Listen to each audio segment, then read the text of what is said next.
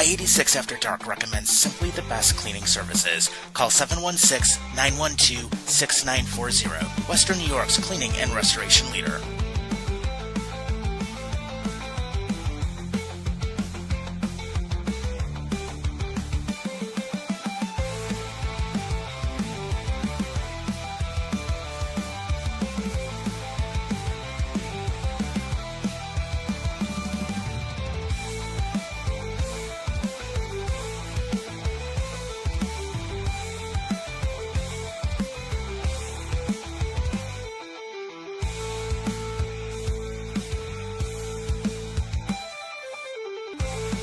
From Buffalo to Long Island, this is I-86 After Dark. Welcome to I-86 After Dark, everybody. It's one of those things I should be singing that Skylar song. Coming home. Fuck that, I ain't doing that. But it's nice to be back as a Ginger Hammer. We got Buffalo Bob, producer John, and the great Dame. How are you guys? It's only been what? Last time I was here was episode 2, maybe? Something like that, you piece of shit. You leave me hanging out to dry. Yeah, you deserve to get fucking roasted for that. How about that?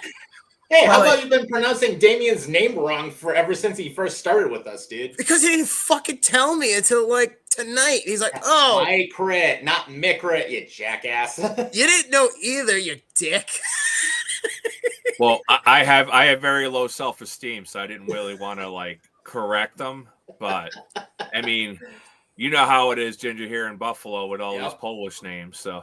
Oh yeah. Trust me, people butcher my name all the time, so it is what it is. But no, good to see you, John. Welcome back. Congrats on your ESPN deal. How's things going with you, man?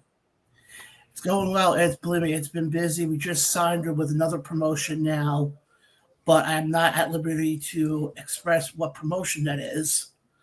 But you'll be hearing about it next Tuesday. Or actually, no, I'll go one step further. You'll be hearing it on Saturday when we're live from the 2300 Arena down in Philly.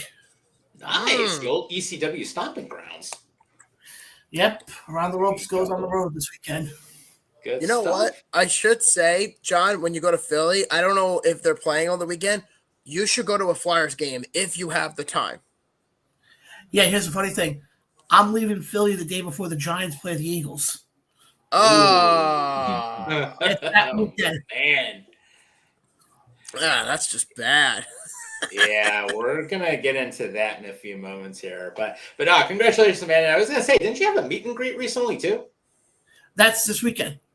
So we got nice. Okay, that's right. So hey, if you're out in so if you guys are out in Philly, support John's show, and of course we got the ATR Network. We've got us. We got Crippin' Legacy Entertainment joining us now too, and his show, Nickel City Crew. So of course, you want more of your football fix? Tune in tomorrow. You want wrestling? Tune in this weekend, and we'll go at it. But of course, we're live on all the major platforms. We're here on YouTube, and of course, we're on Facebook as well as everything else known to mankind. So if you want to leave some comments, feel free, and we will certainly take them as we go throughout the episode. But that being said, we'll jump into the show. Let's talk about football first, because obviously the Bills ended up having the bye week, so we really didn't have anything going on except for the fact Max Hairston's in the practice window, so that's a good thing because Trey White's getting burned alive at the corner.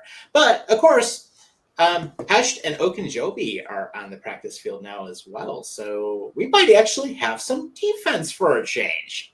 And you know what's funny too is I'm actually going to the game on Sunday against the Carolina Panthers in Charlotte, and I'm going to be documenting that trip just like I did recently. If you haven't seen it, Road 32 for the Atlanta Falcons is available on YouTube exclusively. So if you hadn't seen that episode yet, check it out. I worked my ass off on that episode. So just want to clear that up real quick. Yep, did. And anyone who hasn't seen Road to 32, of course, the way it's set up is usually 45 minutes to an hour and a half. It documents the trip. You get to see some local places that everyone goes to. Also get to see some in-game footage, and of course get to see some random shit that comes up, which we always do. So, of course, we have the Carolina one coming up, and then, of course, we have Pittsburgh coming up after that, which means I'll be seeing you in just a little over a month. Yeah, pretty much. I'm excited. And of course, we have our buddy, Mr. Damien Micra. So from the Buffalo New York Islanders meetup. How you doing, Chief? I'm good. You know, it's been a long week. Looking forward to our first meetup this weekend here in Buffalo.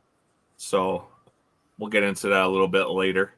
I know the Bills are on a bye week this week, but there is a big storyline in that game because, as we know, the Bills' defense has been like obliterated with injuries.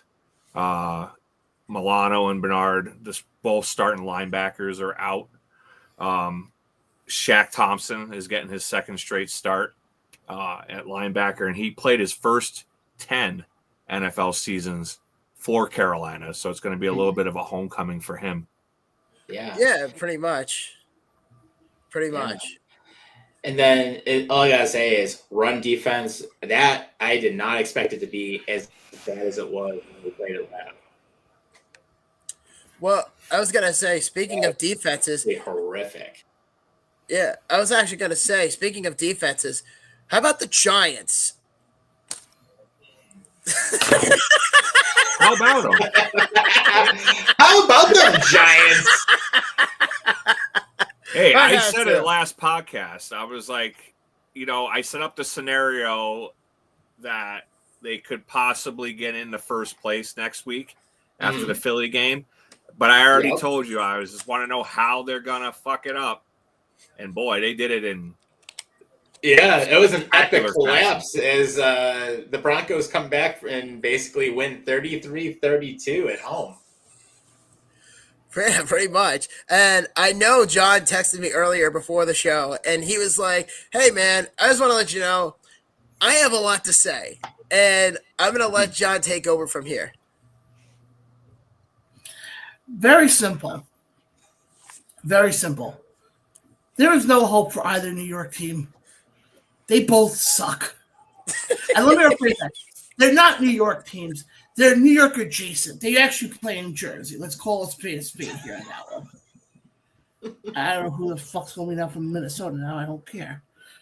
But I'm sorry. Say hi to the Minnesota random fan. When you have a New York Giants team, I was watching that game, Damon, and I've heard a lot of people had the theory of them if they would have won the Denver game, you know, they could have this weekend could have been fighting for first place against Philly. And I was like, okay, good. They're in the game. They have a big lead. I'm like, wow, this is great. And then I'm watching the game, and the defense is fucking up big time. And I'm like, what the hell are we doing here? And all of a sudden, it came down to the kicker. The fucking kicker. Had he would have made now the guy's unemployed. Well, yeah, they cut him already. I don't even know his name. I don't want to know his name. So, you know, Graham Granot is finally coming back, hopefully. His name is, nobody cares what his name is because he's unemployed. No, I don't give a shit about his name anymore. He's gone. He is, I'm sorry. You blow a 32-point lead. We're not Cleveland Browns here, people. You're not the Browns. You're worse than the Browns. That's the Jets at 0-7. Yeah, fair enough, but well, I was looking forward to this game so much, and unfortunately, living here in Buffalo, we got the Washington-Dallas game, so I couldn't watch the game. So thank God I didn't get to see most of it. I only saw the highlights. But I mean, what is going on with the NFL this year with teams not being able to hold leads? I don't know. I mean, and actually, some of the teams I would have thought that would have been playing a lot better than they are actually doing a lot worse than they are.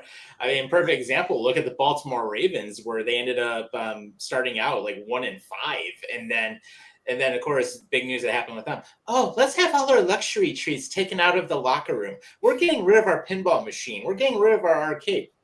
What the hell do you have them in there for, anyways? Yeah. Well, they had more games in that locker room than a Dave and Buster's, really. Yeah. I'll put it this way. And it looks like we had a comment come in here, actually. Bring it on in. What's the comment? I'm curious. Let's see.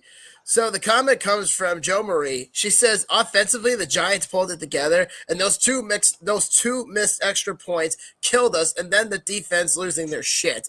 Well, let's be honest here for a minute. The Giants have been taking a shit for 10 years. That defense is a fucking joke. Okay, I was watching that game on Sunday. I was thinking, oh wow, the Giants might actually pull this off, like legit. Because Damien and I, literally 2 weeks ago, 2 episodes ago, Damien, I think it was you and I, and we were saying, wow, think of the hypothesis here that if the Eagles lost to the Vikings, the Giants beat the Broncos, and then they would play each other on Sunday, and the Giants would have control of the NFC East and somehow just derp their way into a playoff spot. And that Denver collapse just completely like shattered all the confidence. But how is the defense shut down the offense for 3 quarters and then give up 33 points in the fourth? Because they forgot there's a fourth quarter. Yeah, there's one way. Put it bluntly simple, they forgot there's a fourth quarter. Yeah. They thought it was the new NFL rules where you only have to play 3 quarters. But here's my issue. They had played for 45 instead of 60. Exactly. If you were to ask me which New York team I think has a better future right now, I would go the Giants over the Jets in a heartbeat. Well, I mean, the Jets are a shit show, though. Well, I'll put it this way, if I get into a thing on the Jets right now, things are going to go flying. I mean, because the biggest thing I don't understand, I'll just say this much quickly. Carolina fired their head coach recently. Supposedly there's rumblings that Miami might be firing their head coach. How the hell does Aaron Glenn still have a job at 0-7? Your guess is as good as mine, was it? Aaron Glenn's a first-time head coach, so he gets a free pass. And I love how people are they're like, oh, well, you should give him, And then I was watching, they did a new thing through the New York Post, and somebody asked Mike, I think it was Mike Puma, about it. And Mike's like, no, he goes, I can see the scenario if they go 0-17 or 1-16 that he's done. Let me put it this way. Sorry, John, go ahead. But not only that, Justin Fields isn't starting on Sunday. They don't know. Supposedly Aaron Glenn won't announce yet who. I think between the 4 of us, we can all be better quarterbacks than whatever the hell the Jets have. Yeah. Like, what is up with Fields and negative yardage? Jesus Christ. Throw the damn ball. Don't be going backwards. Yeah. And then we got another comment coming in. Lawrence said Aaron Glenn will be fired at the end of the year. Not very to sound possible. It's very, very possible. But I will say this diabolically, he's basically the Black Adam Gase. That guy is so incompetent that he just says, I have to look at the tape. Anybody that lives in this area, John and I know very well that, there's a very strong chance that, the Jets might actually do something competent. But no, it's getting so bad down here that everybody is allegedly available, including Breece Hall, including Garrett Wilson, including Justin Fields. Who's going to take your shitty players? Like, legit, anybody who comes out of the butt fumble, mind you, it's just a diabolical situation with how shit it truly is. The Jets are a joke, and I think most people would probably say that out loud, but it's just the fact that it's even spicier down here because of the fact that so many people are so passionate about this team. Did y'all see that viral video that went around this week about that kid, like that young teenage boy, when he was talking about the Jets? He's like, I hate this team, but I'm a Jets fan, but they just broke me. I didn't get a chance to see it, but I did see we have another comment that came in as well. And one of the things that Edward's actually saying is when the owner says, if we could just complete a pass, it's bad. I remember seeing that. I'll put it this way. I'll just leave it with this. We're talking about the Jets here for a second. There's been so many people who want Woody Johnson to sell this team already. Woody, the problem it comes down to is ownership. Ownership doesn't know their ass from their fucking elbow at this point. And the only reason why he's not selling the fucking team is because you still get 45, whatever amount it is, you still get MetLife Stadium selling out every week because it's MetLife Stadium. And you have people there who are going to fork over quite a few $100s to basically see a pile of shit. Yeah. The only difference now is like, hey, look at our new 4K scoreboard we put in this year. Yeah, but here's the simple thing. And this is my message to the NFL, to the Jets. You want change. don't go to the game. Let it impact their pocket. Let it impact them that also you go to a check game and you're seeing 10,000, maybe 5,000. Mm-hmm. Well, And and then watch change happens. What I was gonna say is that it doesn't just affect the Jets. This also affects the Giants, since they both share the same neighborhood. You know what I mean? Because if people give that same response to the Giants, then it's gonna force change. But I would not be surprised if like a massive like protest came down from East Rutherford at some point, and people are saying we're not gonna go to the games. Shane Bowen needs to be fired as defensive coordinator, and then whoever the hell runs that offense, and then you have Dable, who knows his seat is very damn hot, and he could very well get fired. Yeah, but sorry, go ahead, John. I was going to say Ray Charles runs the offense.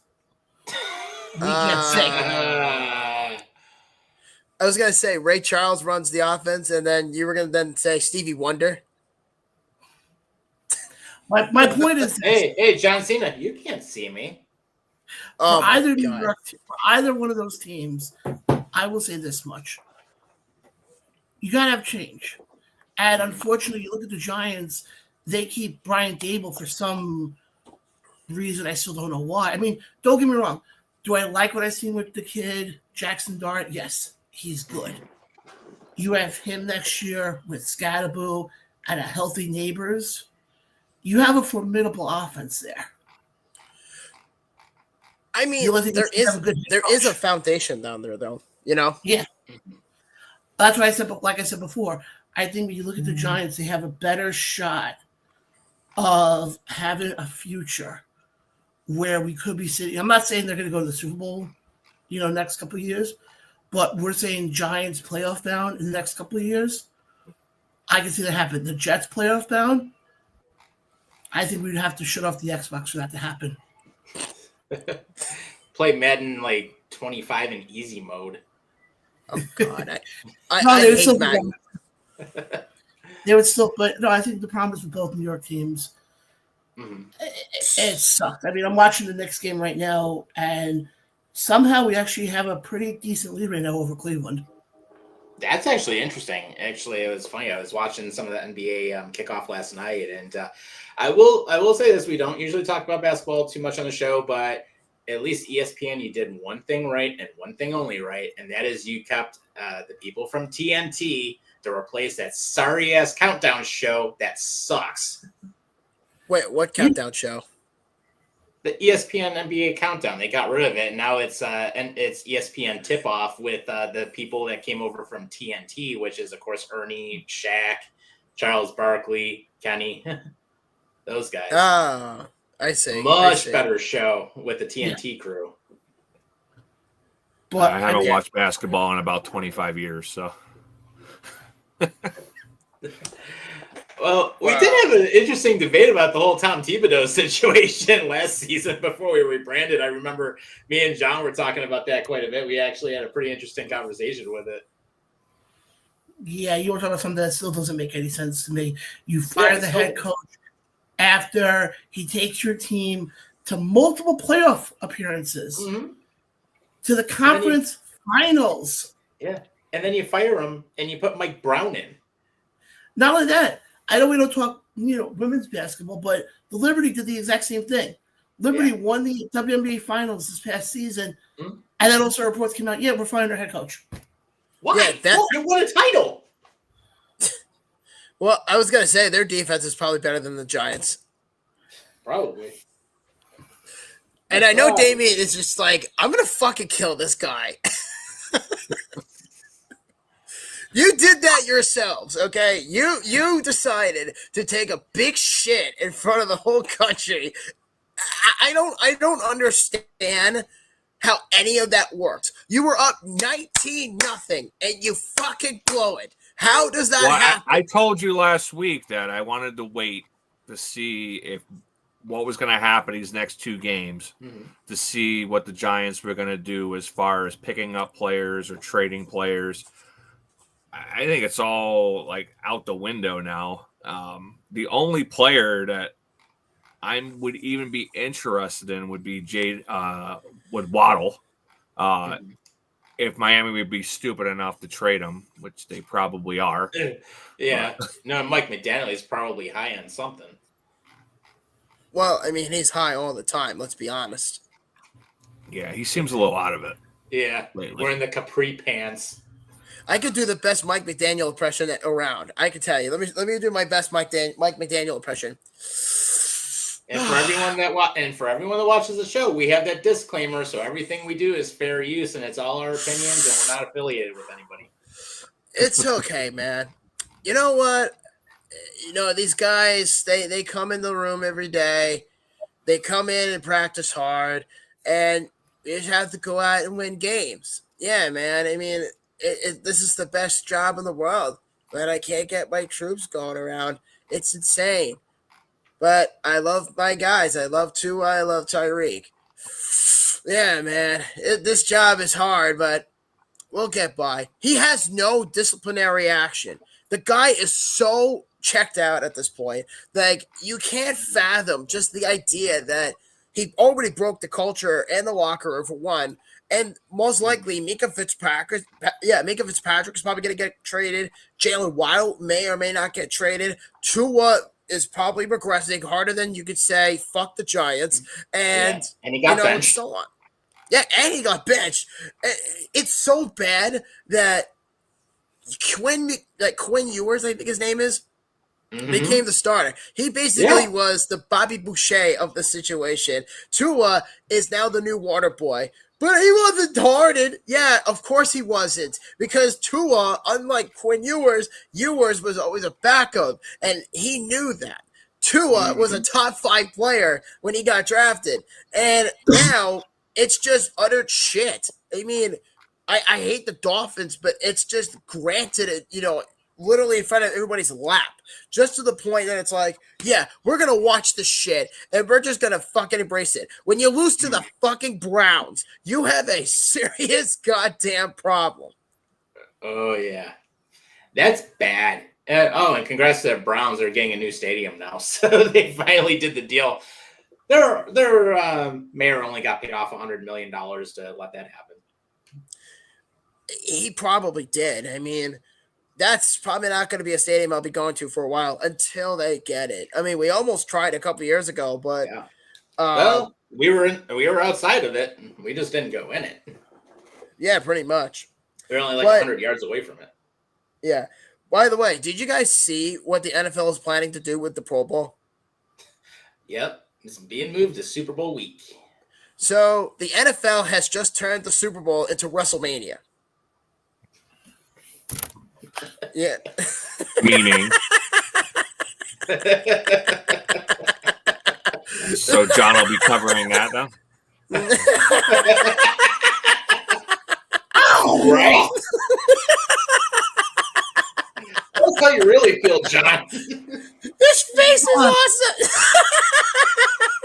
Come again? I said the NFL just turned the Super Bowl into WrestleMania. What are they doing? What are they doing? The NFC versus the AFC, the Survivor Series match?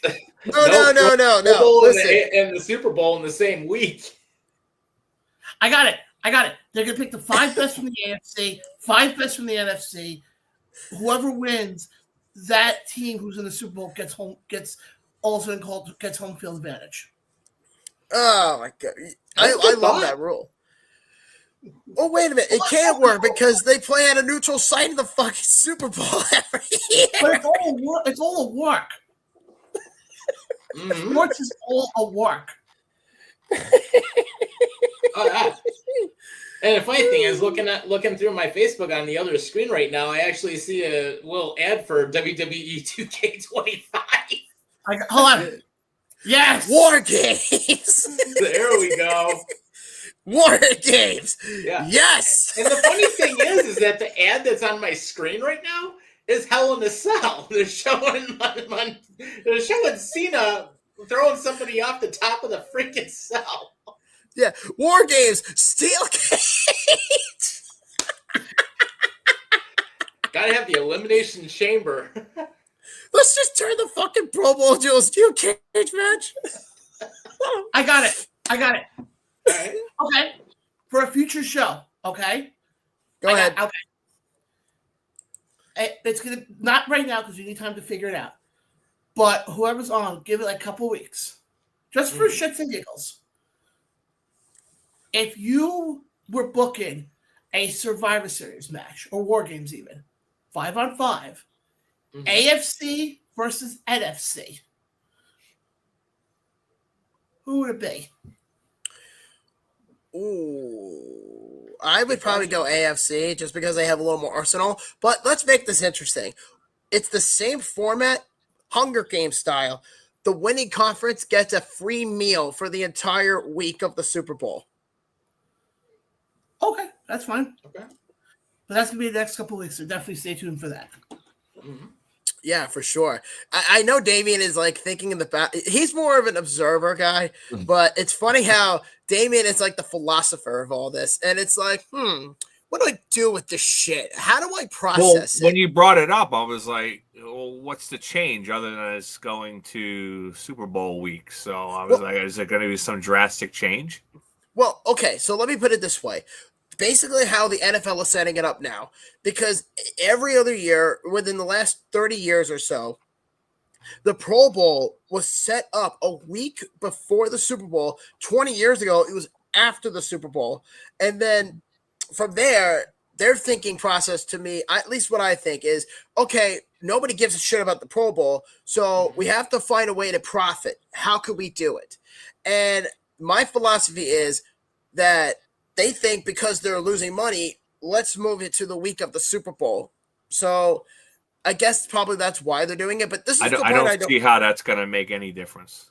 Like, because I'm not going to tune in.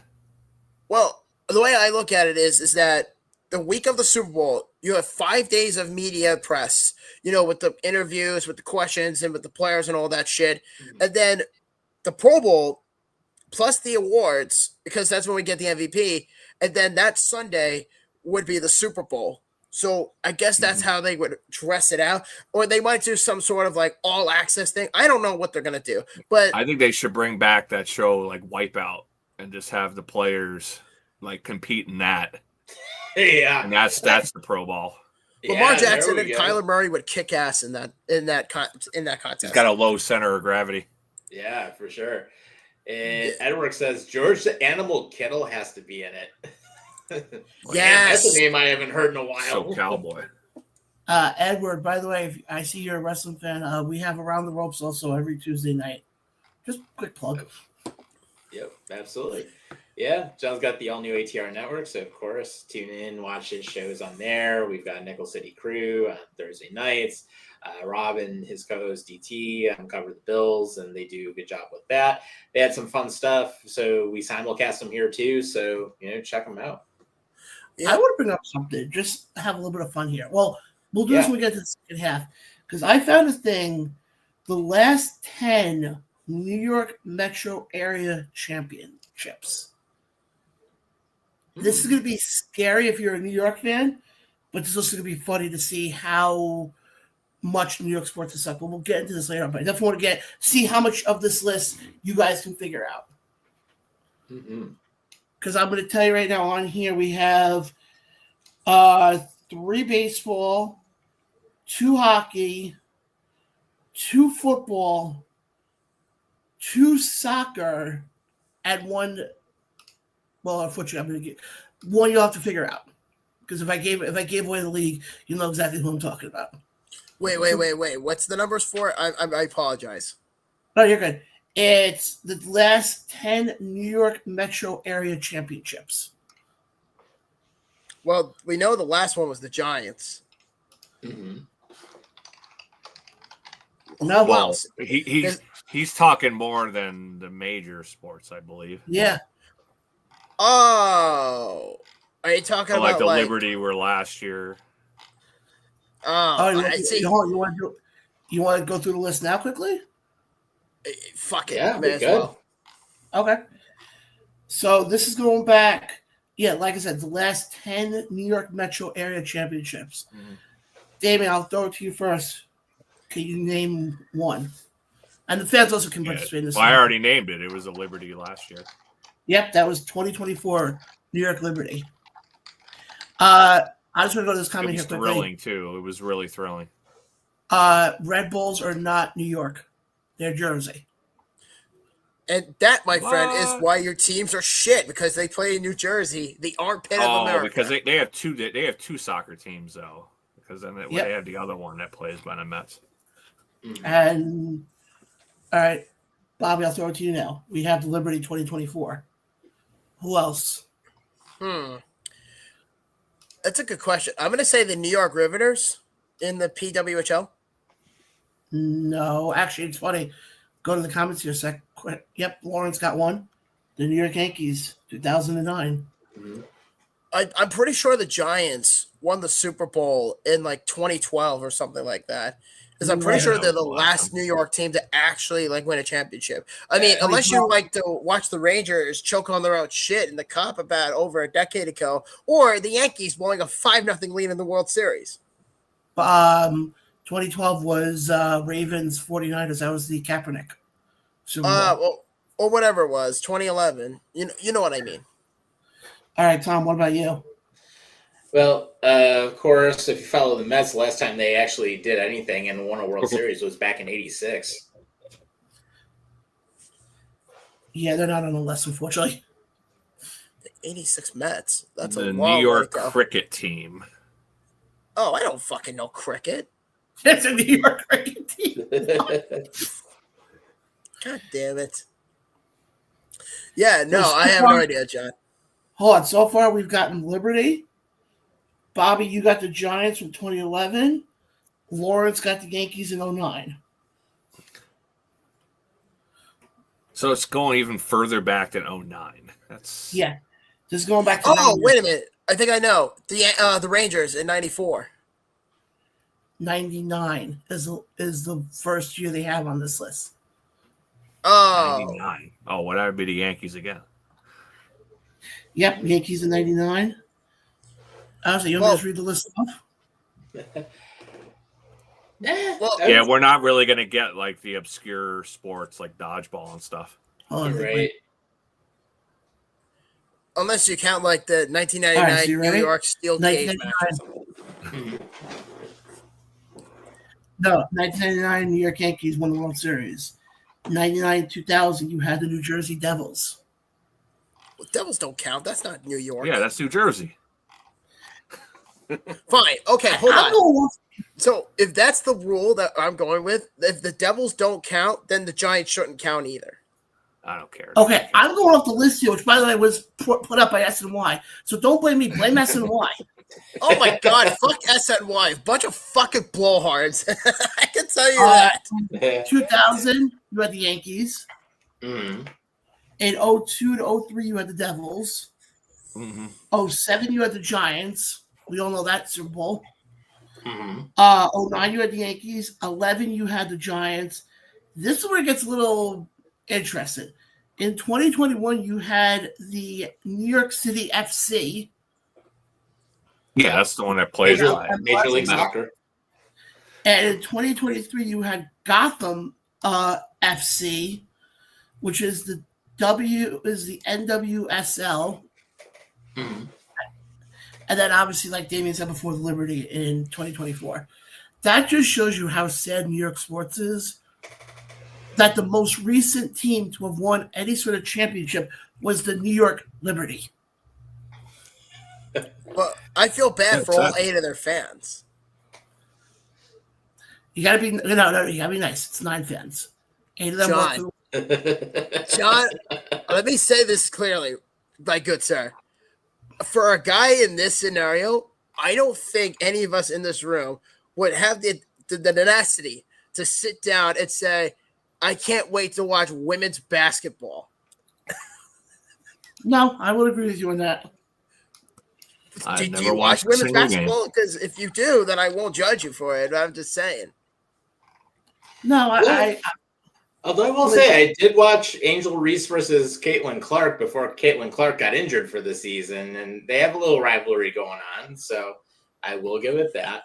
And then And actually, Joe Marie had a couple comments here. She said, "Y'all got to get out here to Buffalo and watch an NLL game, 3-time in a row championships for the Buffalo Bandits." Hell yeah, I've done it. I live here. I've gone to games, and I'm gonna go this coming season. Although the Bandits just traded 2 of their players today. Yeah. Sorry. And So that is technically a New York it was team, and free they won agency. 3 championships in a row. Mhm. Going Which for is 4. albatross. I'm going off of SNY. So don't I know, but blame now we me. just established that SNY doesn't know what the fuck they're talking about. So Don't blame me. Blame the fuckers at SNY. What was your I will. idea? I wasn't the one who came up with the photo. I'm just saying, John. Bobby, you forgot one thing. The more you Do I poke fun what? at me, I have control back here. I can mute you. Wait, what? Oh yeah, producer John can do a lot of things that make your life miserable, Bobby. I know, including hugs. What? All right, let's get to the comments here. Let's see. Yeah, not happy. Yeah, Frazier got it bullshit. It's super shitty. Yep. And then Joe Marie says season ticket holder here, so that is cool. And yeah, I'll definitely have to check out another Bandits game soon. Actually, my niece was one of the junior Bandettes once last season, so I was able to grab some seats for a game and watch her be on the floor with everybody, which was really cool. So For what? The Bandits? yeah, cheering.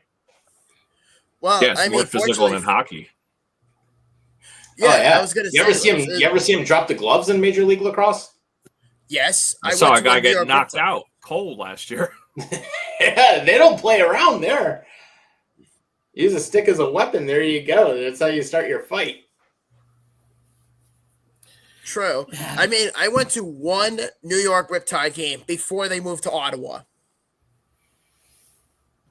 I went to one game, and that was it. Yeah. I remember that. That was with our former co-host Rob, if I remember right. Yeah, it was because he's like, "Oh, I won tickets to the game because I invited him to come down here about a year and a half ago to UBS Arena for the Islanders Devils game, and the Devils unfortunately shut them out." And Rob was just thrilled because he's like, "Yeah, I'm at UBS," and he's like, "I just realized I went to the Garden, the Prudential Center, and UBS, and the Coliseum," and I'm just like, Mhm. "Well, that's a hell of achievement." So now you can cross that off your list. Yeah, definitely. And actually, Joe Marie says, ripped jerseys and bloody faces. Yes, That indeed. actually sounds like fun. Yeah, National Lacrosse League. It is actually pretty fun to go to 4 quarters. And, I mean, you have music going. It's a fun event. And basically, I mean, you get a lot of scoring. You get a lot of offense going on. And if you get to see a nice little fight happen, it's just like hockey, except even better. And it's funny Yeah, you say it's like what hockey used to be. Yeah, exactly. Like no holds barred. Absolutely. And you see someone take a lacrosse stick to the nuts, you know they're going to be dropping the gloves in less than 3 seconds. Yeah. By the way, Tom, we have a quick update from the Sabres game. The Red Wings just scored, and it's 1-0 with 17 minutes left in the second period. What'd you just say? Your Wi-Fi like cut out and like you sounded like ass. Oh, sorry. The Red Wings just scored. Okay. Did you hear me on that? And the Red Wings scored, but Yeah, just letting you know they just scored now. what do I give a fuck about the Red Wings? They're kicking the Sabres' asses. 1-0. Oh, I don't even have a Sabres game on here, and it's not even on. Oh, wait, is it a TNT game? Yes. Yes, it is. Why? Okay. No wonder I got the freaking Cavaliers and the Knicks. Jesus Christ. Okay. Wait. You didn't. Wait a minute. You didn't know that the game was on TNT? I forgot about it. I forgot about it. And here I am sitting next to my 4K ultra high definition TV, and I see that Comfer actually, former Sabre JT Comfer scoring. It's funny.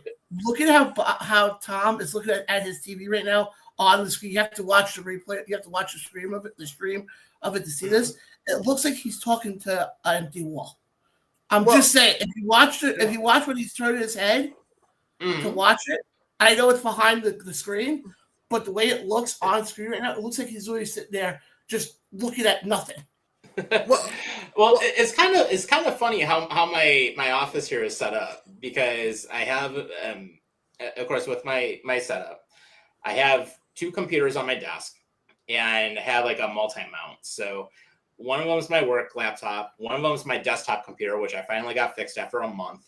I have 2 32-inch high def 4K screens that I look at. So I have the show on one screen, I have Facebook for stuff on the other screen, and then to the left of it is my 50-inch 4K TV that I have in my office. So, and then I have my 75-inch in the living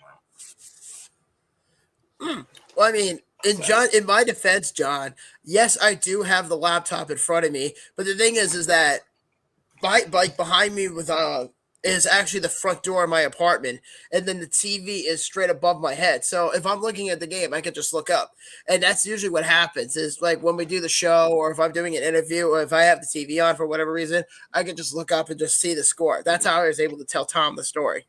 Yeah, no, I'm just saying.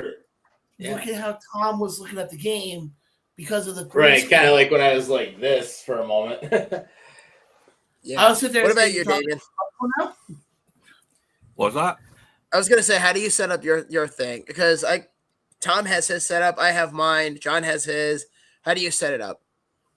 Well, I work from home, so I have an office in the basement. So it's nice and wood paneled down here. You know, it's like a Polish palace. And I have a microphone. I got the LED light, so try to make myself look as good as possible for camera. I was in hair and makeup for like 2 hours today. Yeah. No, I hear you. It's weird because my desk is actually like a gaming desk, and it has built-in LED lighting. So what'll happen is, I mean, it's nice. I've got plenty of room, and I work from home also, which is why I have the 2 computers in here. But the way it's set up, like, there are times I can change like the lighting on the desk if I really wanted to, but if I shut this off, then the LED lighting on my TV stand goes on in the living room, because they both, for some reason, run off the same remote. But it's a nice setup though. And I mean, with the office space here, Klipsch speakers and subwoofer, which is a good thing here. I have my first major league ball that I caught when I went to my, I think it was Mets game number 2 when I got to meet Rob, actually, second time I ever went. So I've got that here. I have my Knicks LA King, or my Sabres LA Kings warm-up puck. I actually have an Islanders puck on my other lamp in the stand. You're welcome. Got my TV in here. And then the way it's set up, my office, I actually have some sports memorabilia in here too. So I have a signed picture of Greg Russo, who I got to meet in person, and actually was on a 30-second spot with Northtown once. Actually have a signed or Marcel Darius picture and a signed jersey from him still.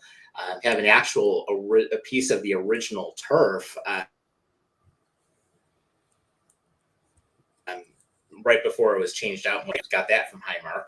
Have Craig Anderson's final game photo that's signed, and of course some Sabres merch and some other stuff. So it's not a bad little setup. And then the living room, if anyone were to come and watch a game here, 75-inch 4K ultra high def TV with surround sound. I've got 5 speakers and a big ass subwoofer. So, and somehow it does not blow the damn walls out in my apartment. It actually traps the sound in my living room. So it's really good with how it keeps everything directional, which is nice. So good old Onkyo sound system. I was actually going to say, it would have been better if all 4 of us, aside from you and Damien, me and John would just fly up north to Buffalo, and we would all just hang out together and at your apartment, to say the least. Good. I mean, shit. I can have people up here to 10 days before they have to go on the lease. John, you and I have to do a road trip, bud. Although I do want to replace my Onkyo receiver though, because I want to get like something else that's better where it can do up to 8K on there. So, hey, Bobby, look this way. I've done road trips myself up to that area when I've gone to Oneida for a wrestling event. Yeah, that's not too far out. Only a few hours. And the funny thing is, I've done that in one day. Mm-hmm. Yeah, because from here to Buffalo on a good day, it's like 6-7 hours. It's not terrible. Yeah, I've done the drive before. I mean, shit, I've done it a couple times now. Yeah, and of course, I still remember your reaction when I had that Jeep Wagoneer that I rented and ended up with that Hurricane twin turbo engine that's like 430 horsepower. I'm going to kick your ass, you know that? And you're like, oh God, oh God. Yeah, you did. You went like 30 miles per hour with a big like SUV in like my neighborhood. Like the night before you left, you're like, "Hey, Bobby, I just got a brand new car." Vroom! And I'm sitting in the. I wish I could keep it, except it's only about 90 grand, and they're all recalled right now. Anyways, I'm glad I only had it for a week. Yeah, we actually got some comments coming in. So Robert K. We actually have it. There it is. Robert K says Buffalo Bandits back to back NLL champs. Absolutely. Congratulations to the Bandits. And then another one from Amanda. She says hi. Hi, Amanda. Well, hi. Hey. Pleasure to meet you. Yeah. I know who Amanda is. Okay. Cool. Okay. That makes one of us. That's my girlfriend. Oh, how sweet. Very cool. That's Good sweet. stuff. Yeah. Although, Bobby, I will ask you, what scared you more? The Jeep Wagoneer with the Hurricane twin turbo or the Expedition with the EcoBoost? Probably the EcoBoost, because at least you nearly sent me flying. The EcoBoost has less power. That's only 390 horse, not 430, dude. Yeah, so?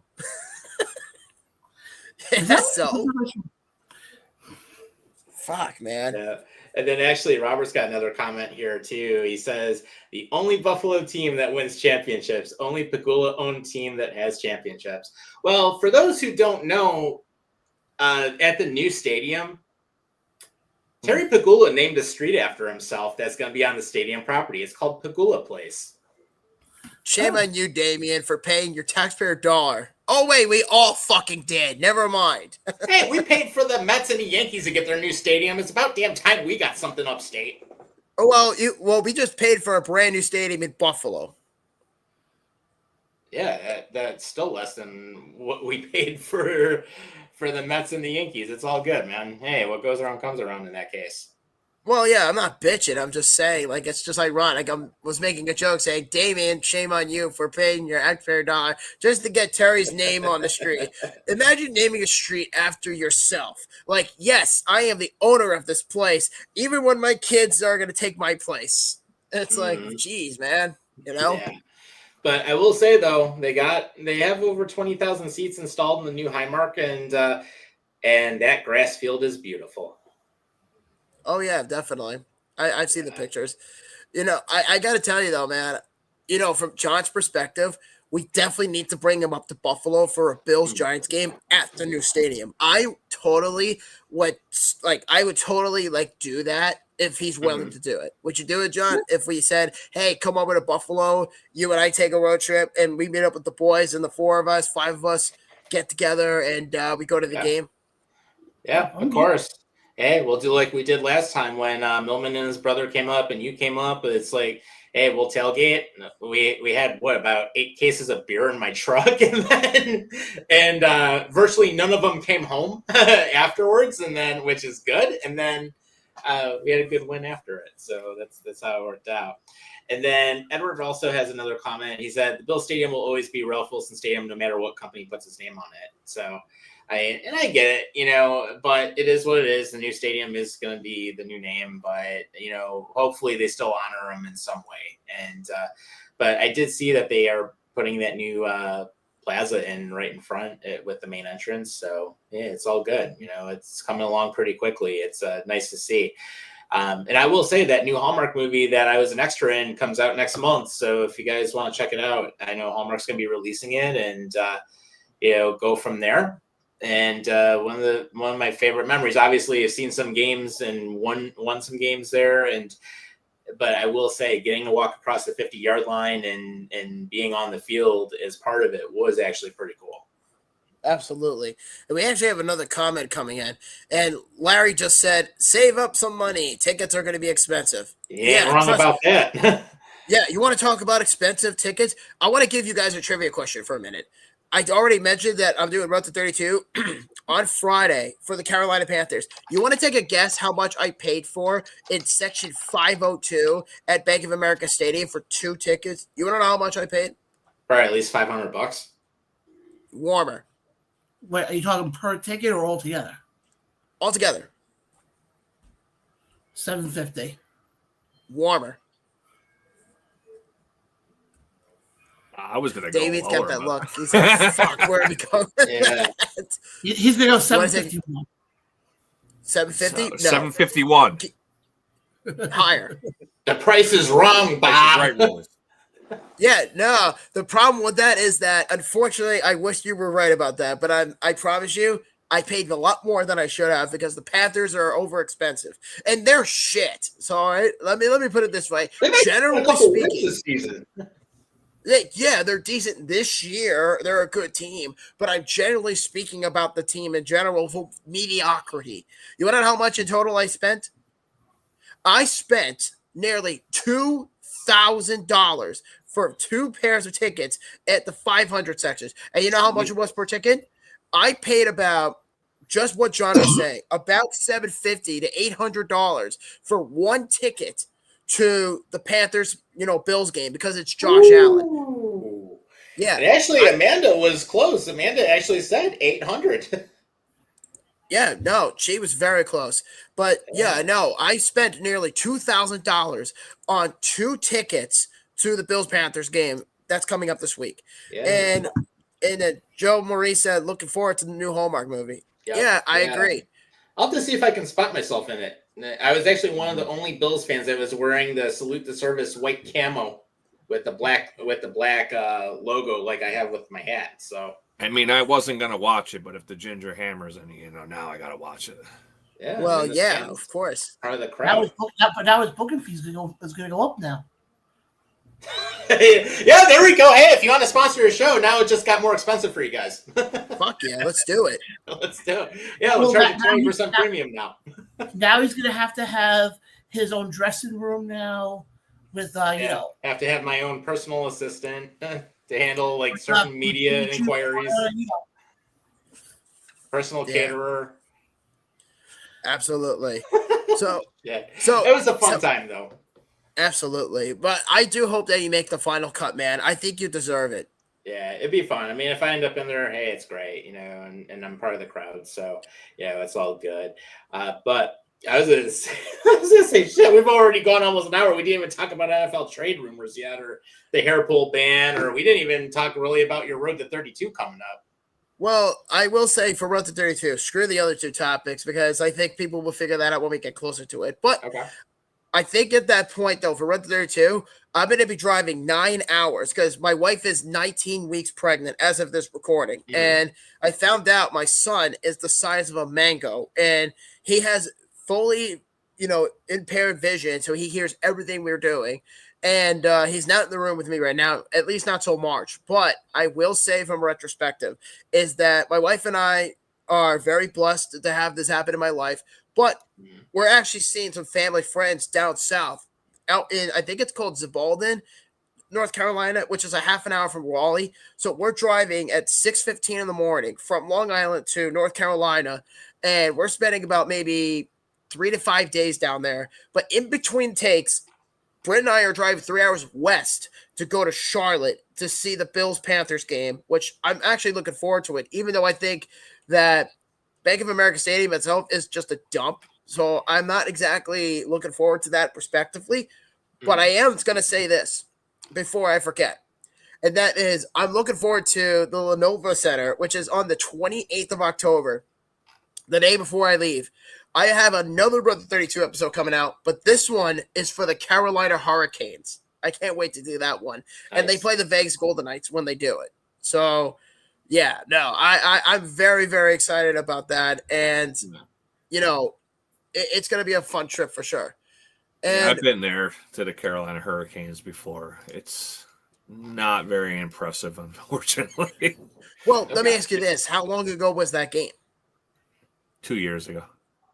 2 years ago? Yeah. Interesting. I was Because gonna say, they have the new board in there at the time you won, or was it the old board? I think it was the old board. Okay. The problem is with Carolina is like everything. They're really into like college sports, so everything is like geared towards like the college fan experience. Yeah. So like they got the cheerleaders at a hockey game and stuff.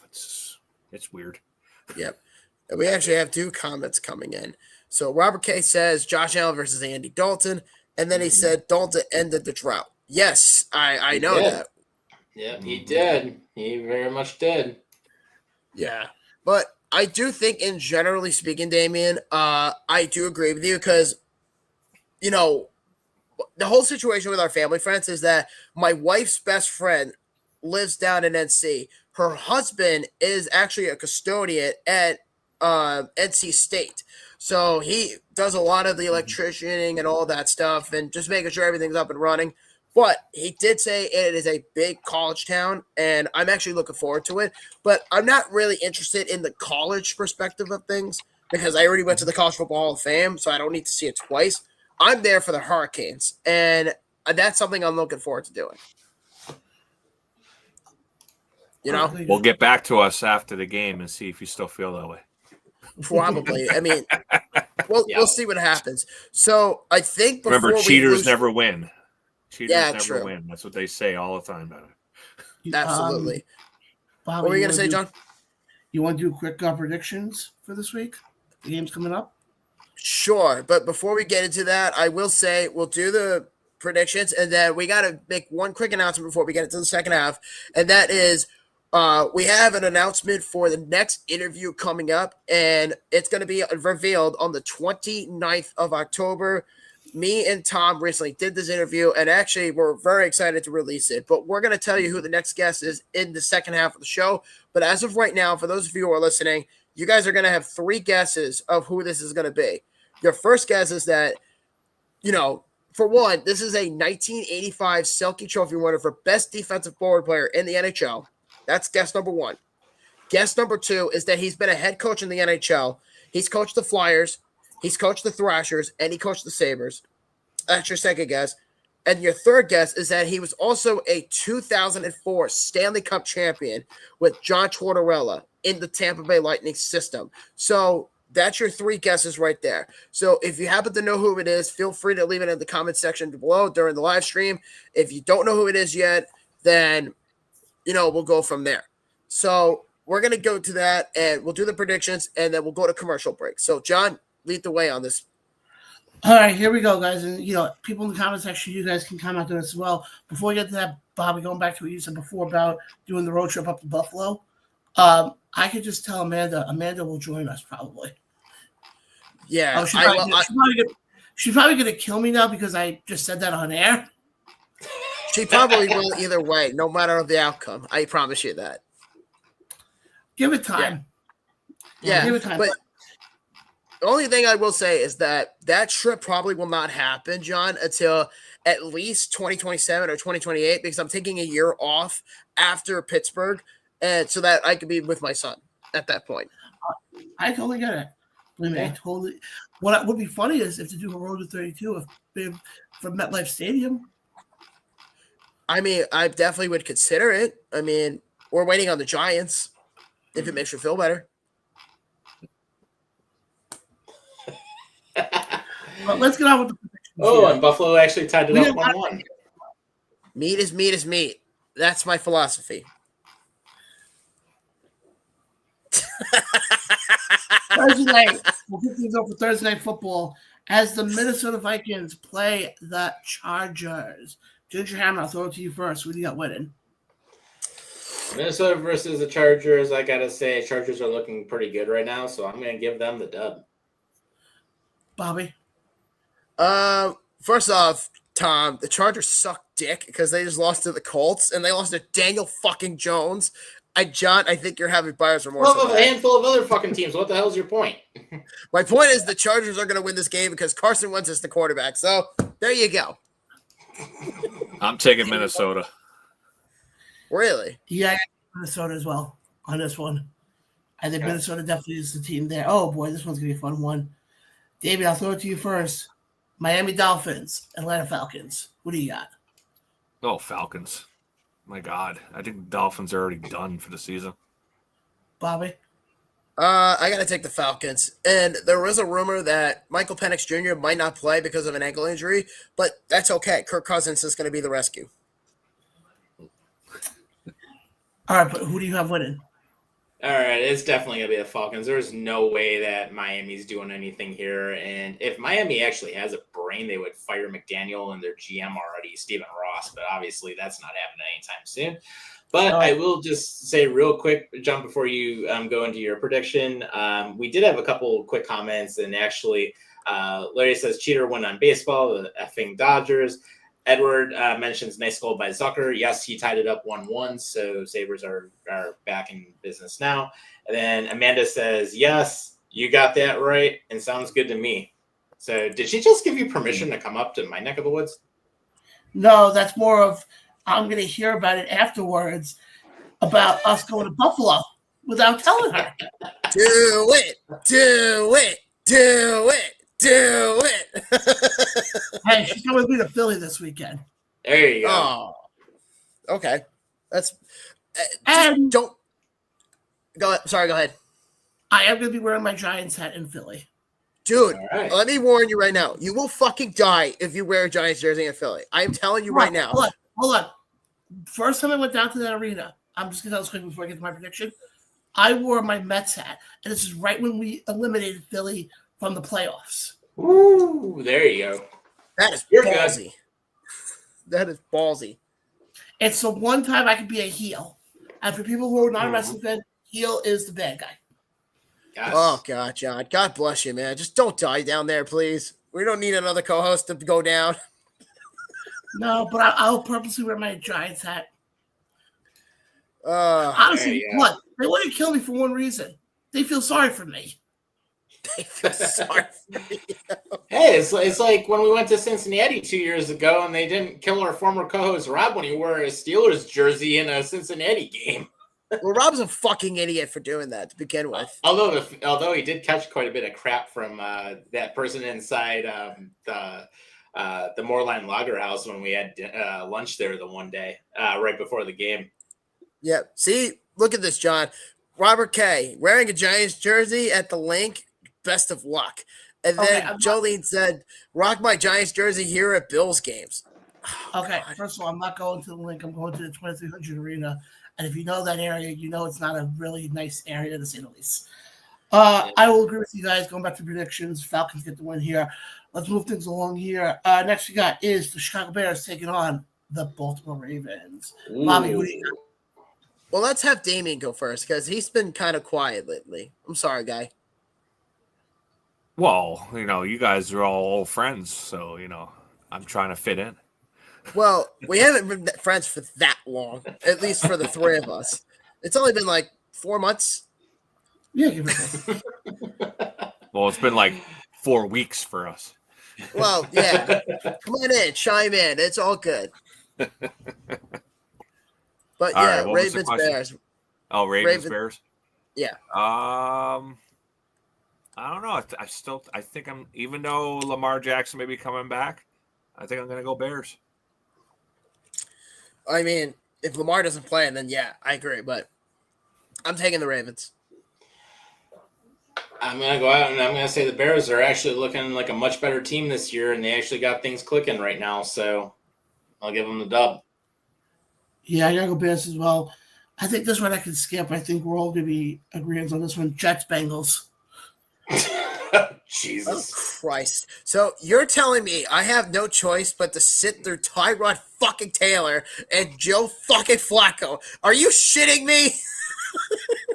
That's going to be the greatest matchup since Brady and Peyton. Oh my God. No. I actually have something better than that. And this also includes us. The meme is now going to be Infinity War is the most ambitious crossover event in history. All four of us in this fucking room and Tyrod Taylor and Joe Flacco. End of story.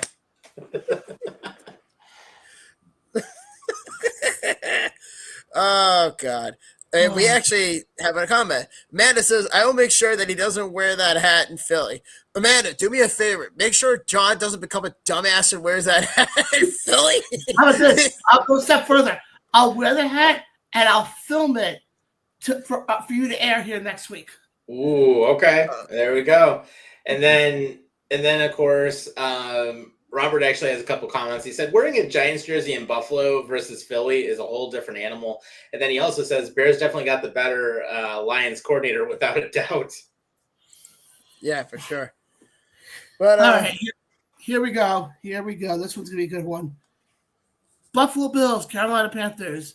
Bobby, since you'll be there live in person, why don't you go first? Buffalo. Because at this point, I think the Bills are anxious and antsy to get back onto the field because of their shit show from 2 weeks ago that I was also at. So there you go. Damien, what about you? Well, because Bobby's going to be at the game, I'm going to go Carolina. There you go. I hate you. I will say the Bills are going to come back from the bye week. They've actually historically played pretty well ever since. Knock on wood.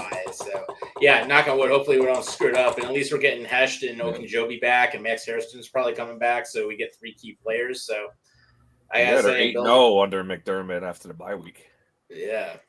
So I gotta say it's going to be the Bills, but I do think it'll be closer than a lot of people expect. I agree. Yeah, it's good to me. I agree. Buffalo. Next, you got San Fran and Houston. Oh, San Fran, easily. San Fran looked good Sunday night. They're in a good spot this year. I think we're all in agreement on that. Yep, I will agree on that. Imagine in a world with Mac Jones being the QB1 leading the charge. Cleveland, New England. Oh, New England. Jesus. Yeah. New England. Yeah. In Tennessee, you were stupid for firing Mike Vrabel, except now you send him to the AFC. For now. Giants, Philly. I'm going to just say this now because of your stupid comment with saying, I'm going to wear the Giants hat in Philly. You're going to jinx your own team. Eagles. Yeah. There you go. Yeah, there's no way the Eagles are going to lose again. No. Although I thought the Giants had no chance last time. Oh, yeah. Blame Buffalo Bob if they lose. Yeah, blame me. Oh, God. Should we do Battle Vindaloo 3? No, Tom. I have a better idea. No. You want to be a dick? I have a better idea. So here's my philosophy. If the Bills don't win the AFC East, I will have a mouthful of the Bomb Beyond Insanity hot sauce live on camera. If they don't win the division in your case, or if they win the division, I'll put that in my mouth. Oh, wait. I'm twisting myself. I'm sorry. So let me clear myself up. So wrong. I know. I got excited for a little bit. So I have. Sounds like you really want to have that hot sauce. Well, okay. So here's my philosophy. If the Bills don't win the AFC East, I will eat the Bomb Beyond Insanity. If they do win the AFC East, because you're very confident of what you sound like the Pats are going to win it, and the Bills come back and they actually win it, you have to eat it.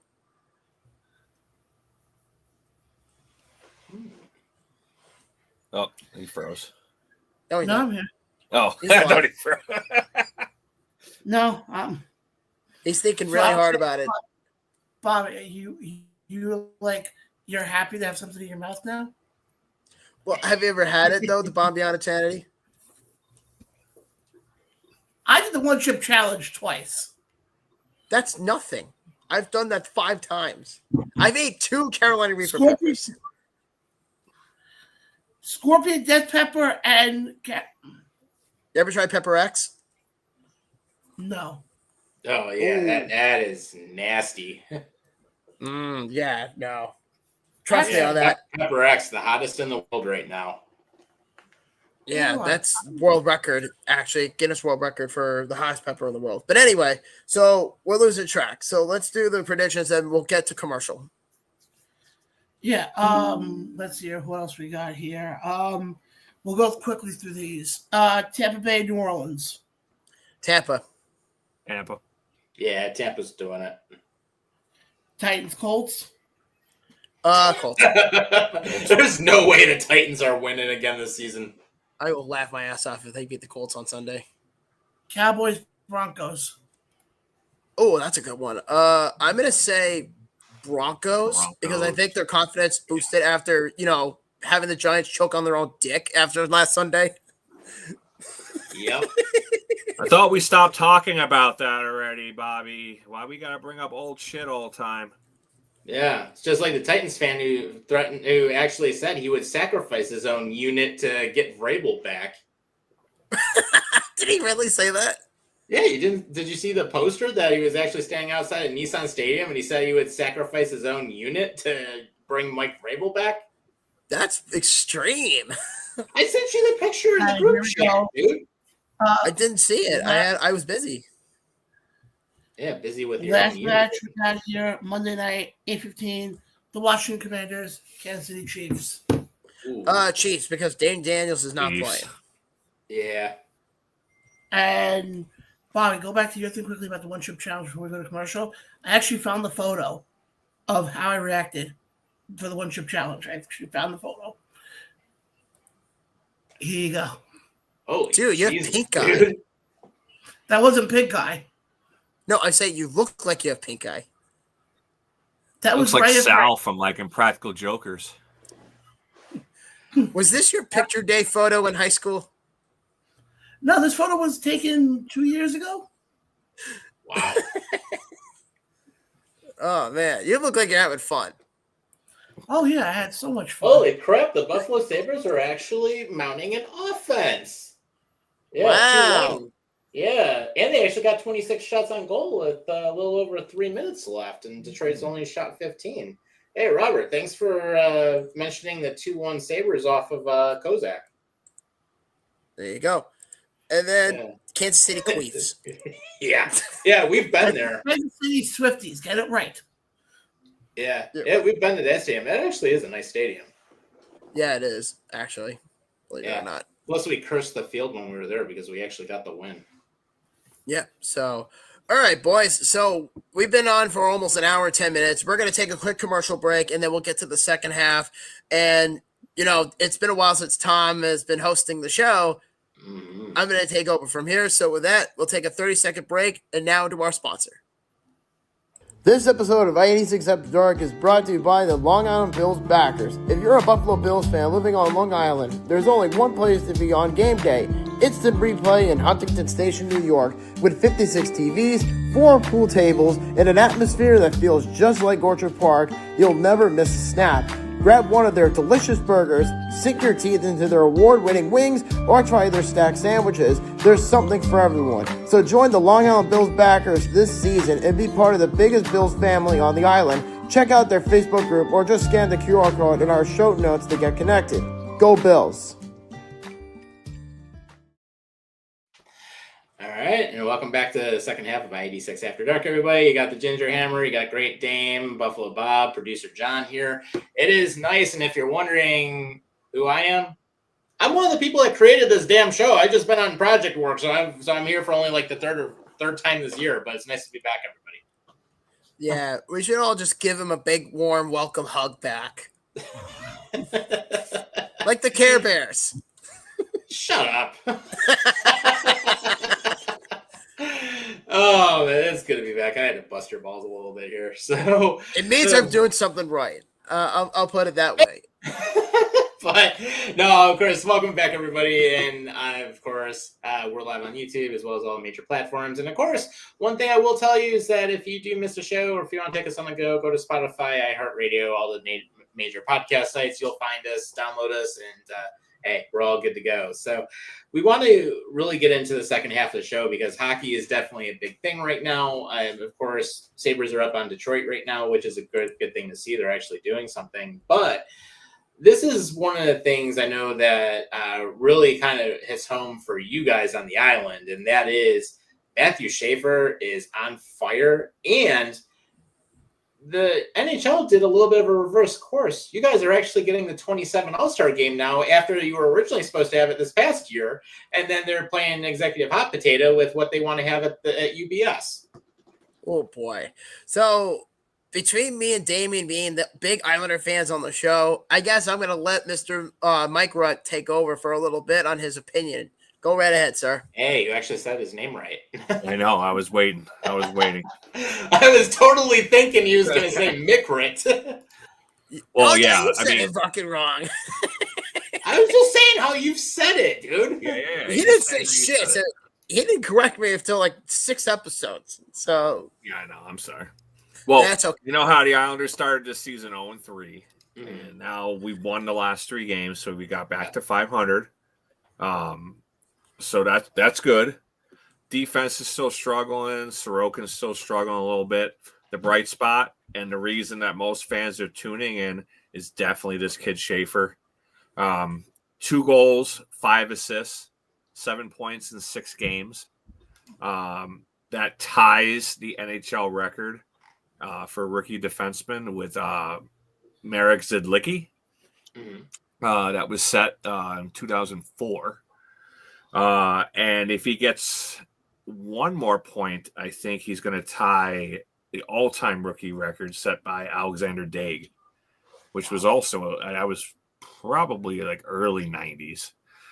So he's really off to a hot start already. And he's playing 22 minutes a night, which is just incredible for a rookie. He started on power play 2. He's on power play 1 now. He's killing penalties. I mean, this kid's doing it all. I don't know how you feel, Bobby, about it so far.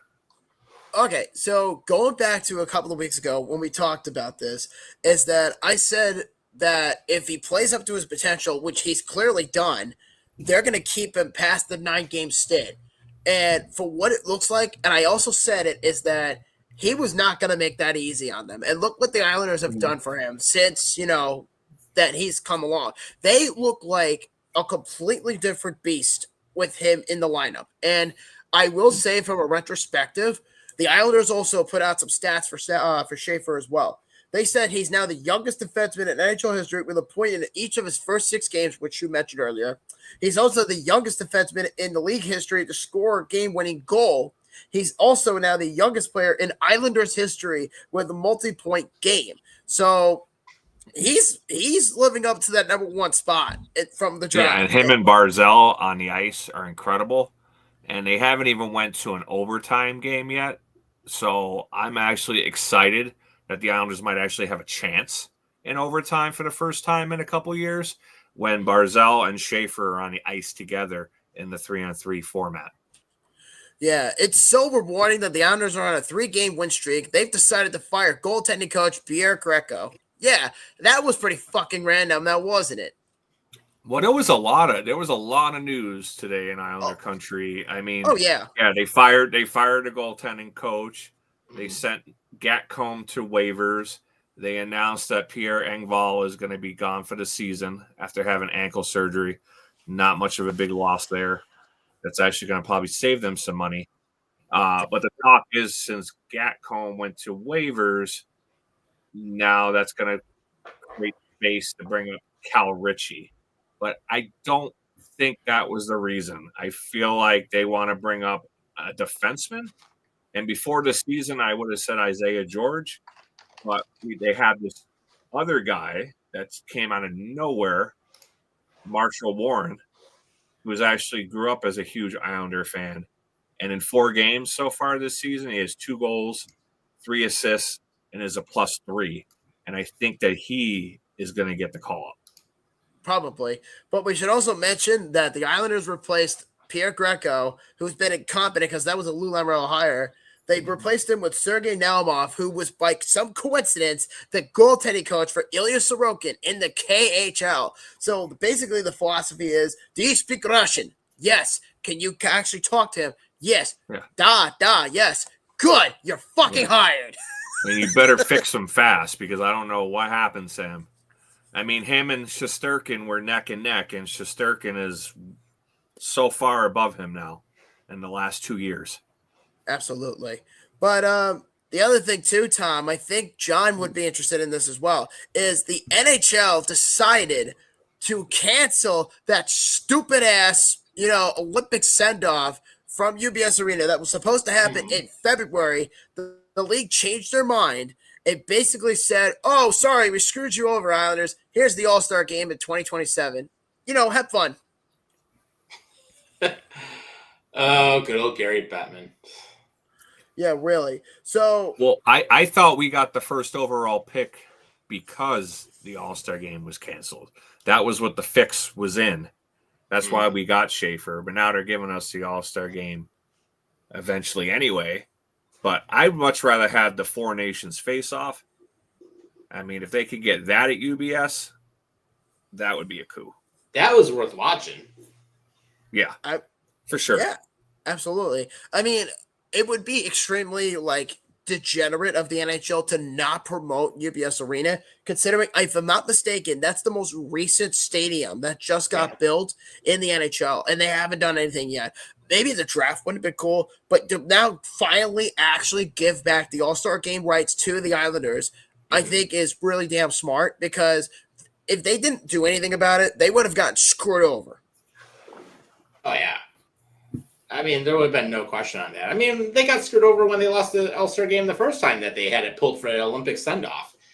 I mean, with everything that they put into that building. And then now it's like, all right, well, at least you guys are getting the All-Star game back. So that's a big positive.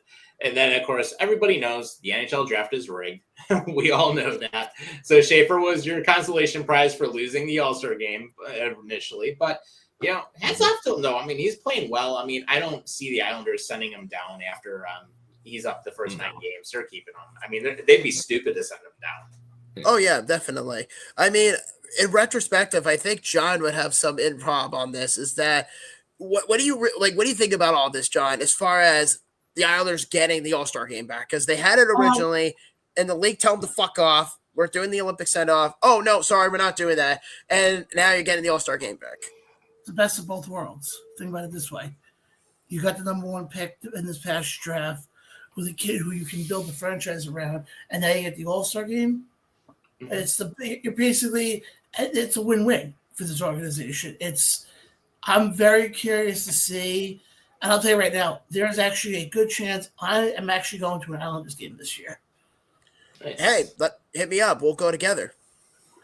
I have a friend of mine who she's a diehard Islanders fan, and I think she's going to 3 games, and I think they're playing in March actually. Yeah. Now March March what? 28th. March 28th. Yeah, because that also happens to be my birthday. Tampa. Well, because I was gonna say they play Tampa 3 times in December, but I could look up who they're playing real quick in that time frame in March. You said right, the 28th. Yeah, they are playing Florida, which won't be a bad game, to be honest. Florida really has become one of the dominant teams right now, and I was actually at that build, the UBS Arena, over the summer for a wrestling event. That building is a nice building. Yeah, but I actually thought about going to the game. If you want to come with me, John, just hit me up. I'm thinking of going to the game on January 1st against the Utah Mammoth. That's my primary target right now. Yeah, I definitely would love to go to an Island game. I would love for Tom to come back down here because we spoke about it briefly. I said, Tom, you need to come down to Long Island again, man. It's been a couple of years, but wait till 2027 where we can actually bring you down to Long Island and you and I can go to an Island game together, even if it's against Buffalo, mind you. Yeah, I mean, you never know. And actually, we have another comment in the stream here too. And all over Jay says, guys, if the Bolts Stinkfest continues, should they trade Sam O'Reilly with a package and get a big name talent and some players? Now, on to better news. How's my Jets? We already talked about that. They suck. But he's talking about the Winnipeg Jets. No, he's talking about the Winnipeg Jets. Okay. Well, although that would be fucking torture. That would be hilarious. Yeah. Yeah, we already covered that in the first hour. And so, but actually, that is an interesting question, though. With Tampa, they have underperformed this year. I mean, they have not done anything right. So it's do you go ahead and give up Sam O'Reilly and try to flip him for assets, or do you keep him and basically try to see if you can build something else? And yeah, I know, Jay, you meant the Winnipeg Jets, not the New York Jets. Yeah. So, don't worry, Jay. We got you. Yeah. Yeah. I mean, speaking of his Jets, though, they are third overall in the National Hockey League. They're having a fantastic season so far. Yeah, they had a good year last Just year. don't burn out Hellebuck. Just don't Mhm. burn them out.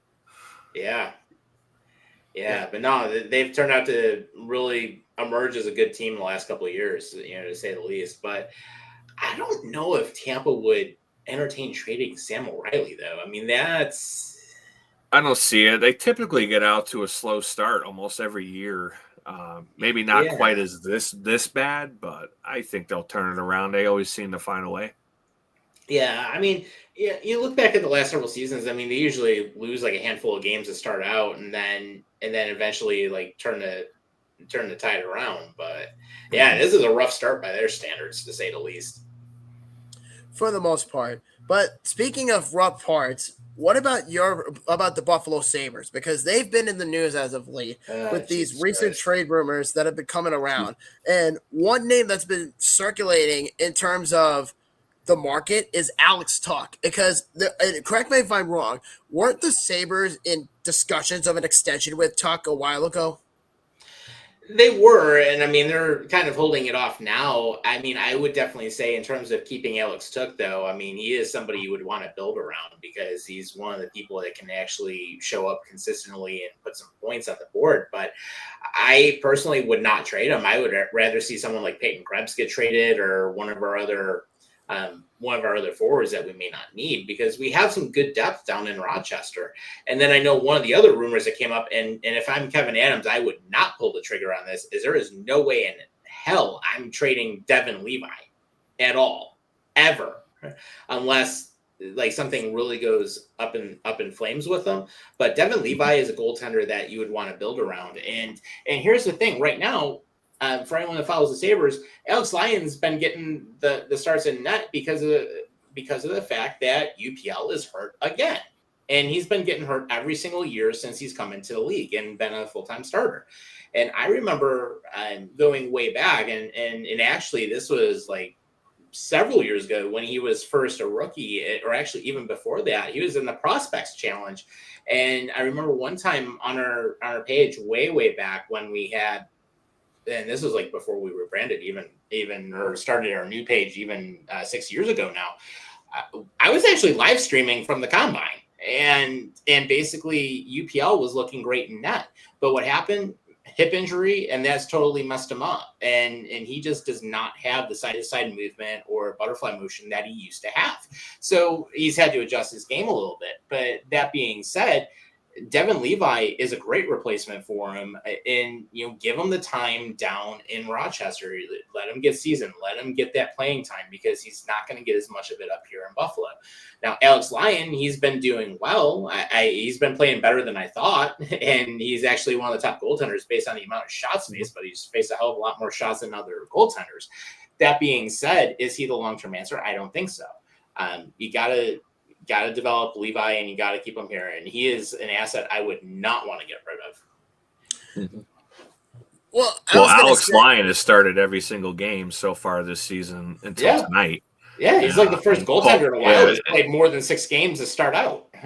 Well, and like tonight Colton Ellis got his first start, so he's playing right now for the Sabres. Yeah, and actually they're tied at 2, so Detroit came back, but I would have to be on the same train as you with Tuch. I think that would be a huge mistake for the Sabres to trade somebody like that, especially a leader in the locker room like he is. Right. He's from Syracuse, so he's not that far from Buffalo. I know Edmonton was really interested in him as well as Levi. So I was kind of curious. So I looked into Edmonton's prospect pool. Mm-hmm. It's kind of thin. And their number one prospect is actually Matt Savoy, who the Sabres actually I would not want to take him back. Traded. That was an idiotic trade on Edmonton's head. Why the fuck would you trade Matt Savoy for Ryan McLeod? Now, I'm not saying McLeod's bad, but it's like you could have done worse. Listen, if the Sabres were going to trade Devin Levi, your best bet in return was to get Undertaker's fedora, okay? That would be your best bet of what you would get in return. And yes, I'm trying to get John's attention here because, the Undertaker's fedora would probably be worth more than fucking Devin Levi, depending what they would get for him. Or even a bag of Skittles, mind you. Yeah, Hey, he knows. Skittles are good. Yes, Skittles are delicious. I will say that straightforward. Taste the rainbow. Feel the rainbow, dude. Taste the rainbow. Yeah, but no, Sabres, absolutely. I would not pull the trigger on Tuck. I will say, Peterka, I was originally surprised about that deal, but he didn't want to be here. The more I think about it, getting Doan and Kesselring back, at least you're beefing up your defense, which is good. And Doan got his first goal as a Sabre, so that's good to see. Haven't heard much of Peterka since he got traded, so hasn't been a lot going on there. But at the same time, you got to keep Tuck, keep Levi. I mean, if you got to move some of your other lower performing prospects out, then do it. But at the same time, it's not something I would want to entertain. And for the love of God, Terry, fire Kevin Adams like at some point this year. Please get rid of him because we need a real GM and not Mr. Palm Tree wannabe. Oh yeah, I feel bad for our fans. I remember that comment. You were so pissed. Oh, I was. I remember that. Yeah, and I'm still pissed off about that remark. He should have never been a freaking GM anyways. Oh, no, dude, guys, you should have been there for that episode we did before we rebranded with the JJ Peterka trade. Tom was just like, yeah, guys, I just want to let you know that JJ Peterka got traded to the Mammoth. I have a question for Kevin Adams. Why the fuck did you not trade him for the 4th overall pick? And I'm just we should have gotten the 4th overall pick still. I think we should have gotten more in return for him. But, I mean, I am happy at least we did get Kelso Ring. He's actually turning out to be good on our defense. And then Doan's actually starting to do some things here, too. Mm-hmm. I mean, personally, I think Peyton Krebs his usefulness is gone. I mean, he really doesn't do much in that whole trade when he came with Alex Tuck. But otherwise, I do think at least offensively we're starting to do something. We're starting to get more production, which is good. But defensively, we still have work to do. And for the love of God, why do we still have Matthias Samuelsson around when he's like glass every single year and he's out half the season every single year? That's a good point. And by the way, just to give you an update on JJ Peterka, and it's only 7 games in, but he has 2 goals and 2 assists. He has he has 2 goals, 2 assists for 4 points, and he's a +3. Well, that's not bad. It's not bad. Yep. So in that comparison, talking about trying to get that 4th overall pick, I don't think Utah was ever going to trade that pick away. Because I know the Islanders wanted to move up to grab Hagens at 4, and Utah's ask was literally Barzell. Yeah, we were never going to make that no deal. In that deal. In that situation, I'm glad. I was going to say, you guys would have been stupid to trade Barzell. They got a better deal from Montreal, 2 first-rounders for Noah Dobson than what they would have gotten for Utah. And Emil Heineman, very serviceable player. Yeah, absolutely. Definitely. We actually have a river full of comments coming in. So, oh boy. So Larry said, "Watch out for the mascot for the Utah Buffalo, Bob. If you go, Tusky is nightmare fuel." All back again. I will say this: I've been to Salt Lake twice. I would like to go to the Delta Center and watch a Utah Mammoth game at some point, or maybe even double dip and check out a Utah Jazz game too. Well, not only does Tusky scare the shit out of me, but Mr. Blaine also scares the shit out of me on a bad day. Every single mascot scares the shit out of you. Where have you been? I mean, remember when Grimace first came out? Oh my god, that was nightmare fuel. That was nightmare fuel, man. I hated that. I hated it. Yeah. I was gonna say, John, we should get a picture of Grimace up on here and scare him again. Give me 2 seconds. Okay. What is he gonna do? Oliver J says, "What if it continues, guys? Do you pull the trigger on the trade? Are you talking about the Alex Tuck trade? Possibly, or are you talking about the Sam Reinhart trade?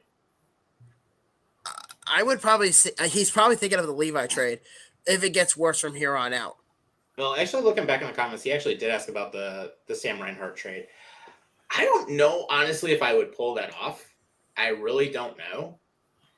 I would say if Reinhart were to underperform and like massively underperform, then possibly see if he can package him and see if he can get a deal for some assets or get at least a few picks for it. But I wouldn't necessarily pull the trigger on it right now. Yeah, we'll see. And then Amanda said it would be an Islanders game either in January or in March. Yes, Amanda, if you need tickets, let me know, and you, me, and John will work something out. I definitely want to go to the game against Utah, though. And then she also mentioned that we would be going too. Yeah, I think that's the point. John would not leave you out in the dark like that. He's a good person. I will say that about Mr. Boyd. Don't do that shit with me. You may not want to say that so quick after the photo I'm about to put up. Here we go. It was a joke. Relax. You ready? All right, let's scare you, Bob. I see that every night within my sleep.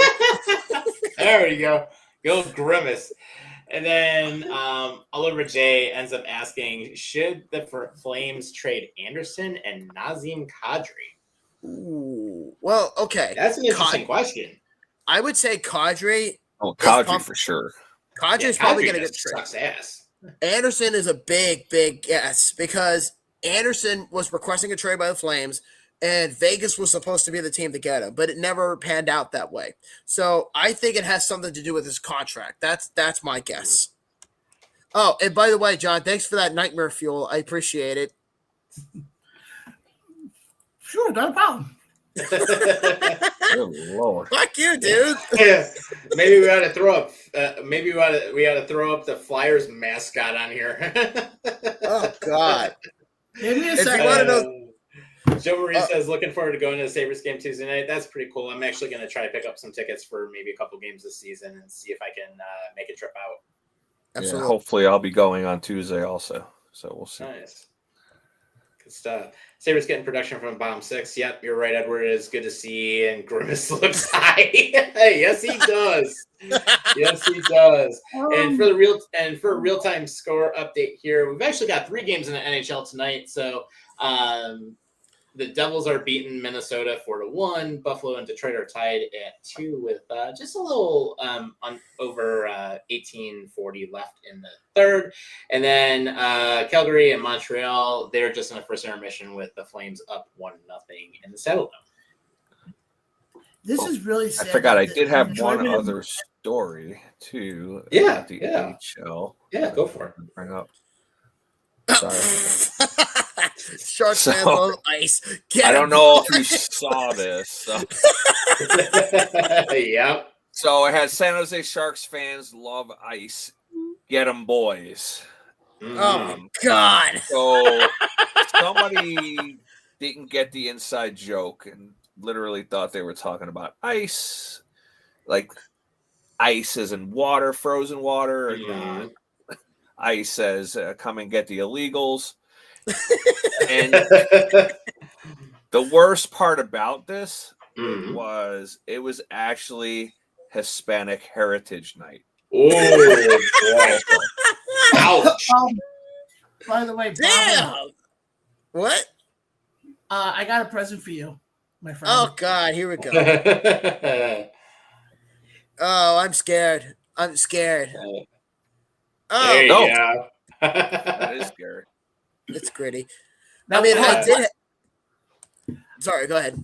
I was saying, which one is scarier, this or this? Well, first off, gritty because Grimace just looks high as fuck. Let me just put it that way.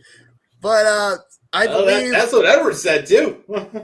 Yeah, exactly. But I think we're getting down to the wire, so we have baseball to cover. So, Damien, I will come out and say that the Mariners, once again, have punched their fans in the dick. Yeah, my Jays are still there, man. I'm still in it. Yeah.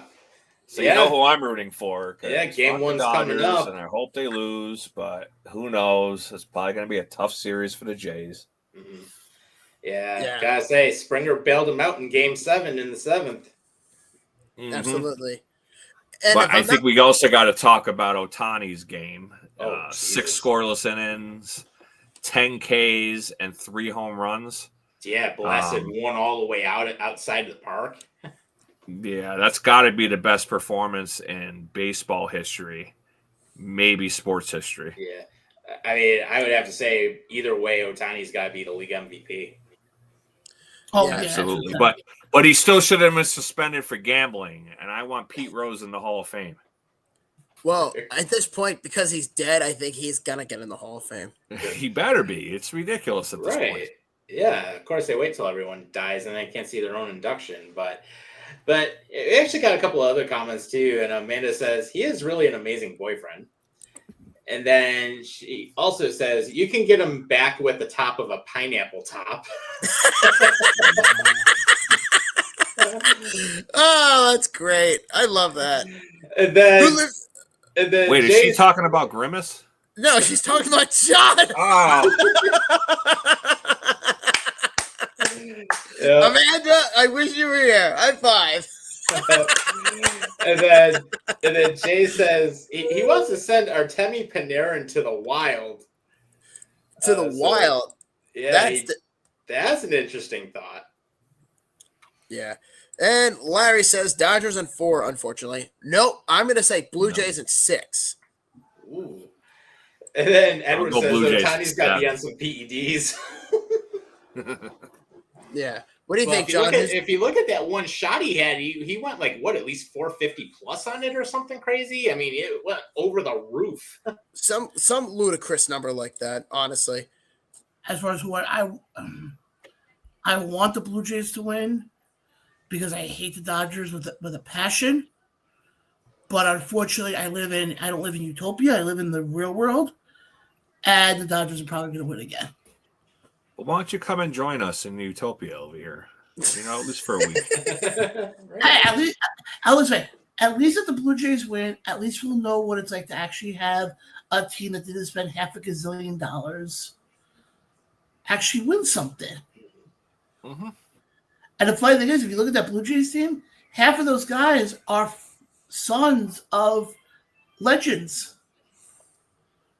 Mm-hmm. We got Vlad Guerrero, and then you got if I remember, Biggio.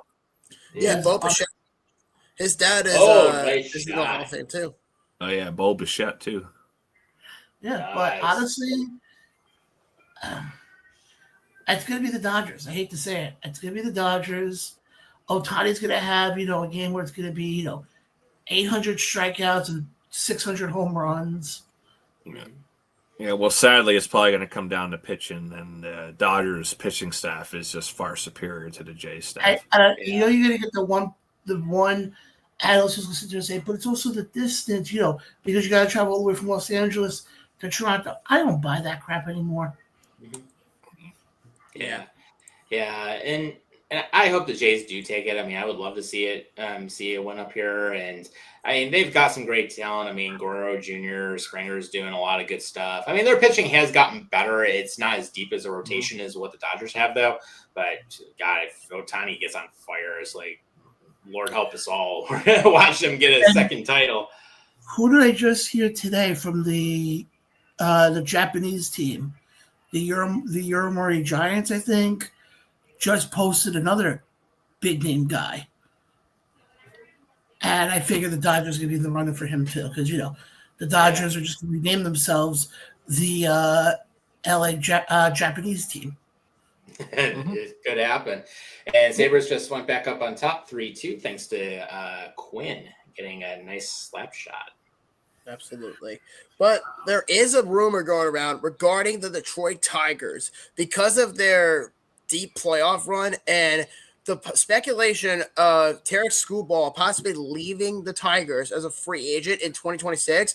There's growing speculation the New York Mets could potentially trade anyone but other than Nolan McLean in a package deal for Tarek Skubal.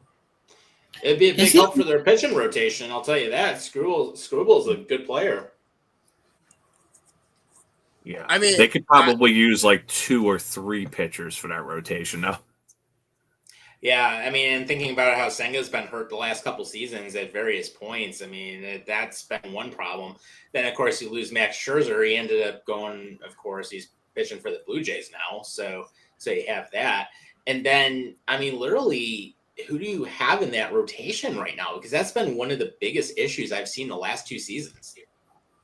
Well, the issue with the Mets is that they were, like I said this all winter, is that they needed to get pitching. Getting Soto, awesome. Mm-hmm. He had a great season. But the issue was that Cohen did not invest money into the pitching rotation. And that was a serious problem. And over the year, it was basically, in the beginning, it was like, okay, cool. You have your rotation and whatnot. And then everyone got hurt. And then by mid-August, Nolan McLean got called up from the Double-A League, and McLean's been amazing. I'm not going to take that away from him. Jonah Tong, though, was not ready when he got called up. And I honestly would not be surprised if the Mets say to the Tigers, if they get Skubal, hey, we want to give you Jonah Tong, but we also want to give you Jeff McNeil. I would not be shocked by that. I don't know. Like Stearns, the GM Stearns needs to stop dumpster diving for all these pitchers anyway and go after somebody that can make an impact. Yeah, and then we actually have a comment coming in, and Larry said the Dodgers will just defer more salary to get new Japanese players. Yeah, they will. Oh, they're masters at that. And Edward, of course, he just mentioned Quinn made it 3-2, more bottom six scoring. Yeah, that's good to see. The Sabres do need that for production. So if they can keep doing that and have the bottom six score on a consistent basis to contribute along with the top line, then, that should right the ship fairly quickly, hopefully. Yeah, for sure. And finally, before we get to the next interview for the Halloween special, actually, we have a comment from Jay. He said the Blue Jays got pitching weapons in Gossman and Yusavage. It's funny. Kevin Gossman is a good pitcher. I saw him play in April at the Mets home opener. He was actually good, even though they got crushed. He's one of the better pitchers in the American League. I will say that, though. Yeah, and Yusavage hasn't had too many bad outings either. So, that's not a bad tandem there. No, it's not. But I will say there is one more piece of news that come out of baseball is that the Giants just went dumpster diving for the skipper over at Tennessee University to make him the new manager. I think his name is Tony Vitello. He's the new manager of the San Francisco Giants. It had me thinking of John. Sorry. And the other thing is Kurt Suzuki is now the new manager of the Angels. Really? No Albert Pujols in that situation? Well, they really wanted Pujols, but unfortunately, I think the deal fell through. They only gave this guy a 1-year deal, so I don't think they really have too much confidence in him. Right. Mike Scioscia was the manager there for 19 years, and they've already gone through 5 managers since he left, and that wasn't even that long ago. Yeah, it's not good. It's like what the Tennessee Titans are doing with their head coaching carousel right now. Oh, Josh Jones just scored for Buffalo. It's 4-2. It's not great. Honestly, I don't see them improving too much in the very near future. Oh, sweet. All right. Hey, and they actually are outshooting Detroit 28-19. They're actually getting some shots on the goal. Hey, newsflash, Lenny Ruff, when you actually shoot on goal, when you get shots on goal, some of them will go in. Yep. You mustn't watch the Islanders that much, huh? They get a lot of shots on goal, and almost none go in. Yeah, this year's a little different. But no, I'm just glad at least we're getting some shots on goal, though. At least it's giving you an opportunity to do some stuff, so that's a big plus. I actually just realized something. The Red Wings are playing the Sabres tonight. Yeah. Then they have to fly downstate to play the Islanders tomorrow night. Mm-hmm. Yep. I think, though, I could see the Islanders pulling off an upset here because the Red Wings right now, they got hot. They're like the Sabres. They get hot, and then they fall off the map once they go on a consistent losing streak. But we'll see what happens. And you know what? At the end of the day, it doesn't even matter, right? So it's still early, but we're not going to determine any teams for the playoffs until November at that point. But I will say, does anybody have anything else to say before we get to our interview for next week? I just want to bring up something here quickly that literally just came across my attention through ESPN. If it will actually load in, that'd be great. MLB is seeing an increase in postseason viewership in the U.S., Canada, and Japan. Japanese people. There you go. Mm-hmm. Yeah. Well, I was also going to say, the ALCS series, they had over 9 point something million viewers or something in Game 7. That was insane. Yeah, it's quite shocking that more Canadians will tune in when a Canadian team is in the World Series. Yeah, but no, hats off to Toronto though. Good luck to them in the series, and at some point I still have to catch a game in that stadium. The most I've been into that stadium is just a team store, and that's when Bob was up here. I think it was almost 2 years ago now when we ended up going and. Yeah, and it was all good. So, great stadium. And the way that they've redone it, it's really now a baseball stadium, finally, after all these years. Yeah, for sure. So I guess with that being said, we're pretty much wrapping up the night, but we have to reveal our guests for next week. So if you guys had time to think, our next guest for the coming week of 86 After Dark for the Halloween special, surprisingly, I gave you guys 3 clues. The first one is that he is a 1985 Selke Trophy winner for best defensive forward in the NHL. He's coached 3 teams: the Sabres, the Thrashers, and the Flyers, and he won a Stanley Cup in 2004. Did anybody have any guesses who this was? No, but I have an idea that had a little bit of sound effects, though, when we're about to reveal who it is. Yes, we do. So with that being said, I know actually Jay is asking, is it John Tortorella? No, it is not John Tortorella, but that's a great guess. So with that being said, I guess here we go. Anyway, so with that being said, the interview guest for next week of tongue twister for I-86 After Dark for next week, is Craig Ramsey. Yep, Craig Ramsey is coming on the show next week, which is going to be freaking exciting. I will say that for sure. Mm-hmm. Yeah, he was definitely a fun person to sit down and talk with, and especially if you guys love old school hockey and you love history of the game, it's going to be a fun one to watch. So, we got to talk with him for a little over an hour, and possibly he may come back at a later point too. So, fun interview overall, especially if you appreciate like 70s, 80s hockey, old school stuff, when game was definitely a lot more physical in some aspects, but great guy overall too.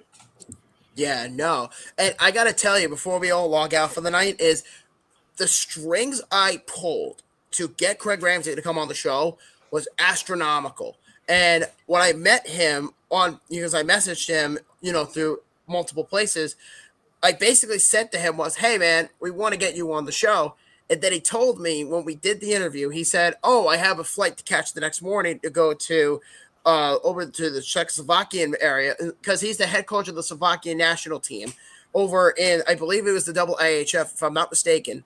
And next thing you know, we got him, and Tom and I had the pleasure to meet him for a little bit, and it was a really good interview overall. So, yeah, one more time, Craig Ramsey will be on the show on I-86 After Dark next Wednesday at 9 p.m. Eastern Standard Time. So if you don't want to miss that one, it will be on Spotify and it will be on YouTube at 9 p.m. Eastern Standard Time.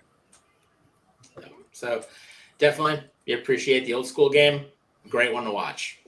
Absolutely. So I think with that being said, I think we've been on here for almost 2 hours, surprisingly, but it was a fun show overall, though. I got to say, the greatest crossover in the history of mankind is here together again. Yeah, and I will say it is nice to be back after some time away. And I mean, I'm not going to be here full time this season, but what I will say, though, is when I can be here, I will be here. You'll still get to see me on some interviews and doing some side work and have some things going on, which is great. And, I do some side consulting projects. And also, my full-time job has definitely been busier lately, but that's been going well, too. So, good to see. Jay, I see you mentioned that great show. We appreciate you watching, of course. And actually, all of you that have been commenting, we appreciate you being on as well. So, with that being said, producer John behind the controls, Buffalo Bob, Great Dame, I'm Ginger Hammer. As always, guys, take care of yourselves and each other, and we will see you next time. Have a good night, guys. Adios.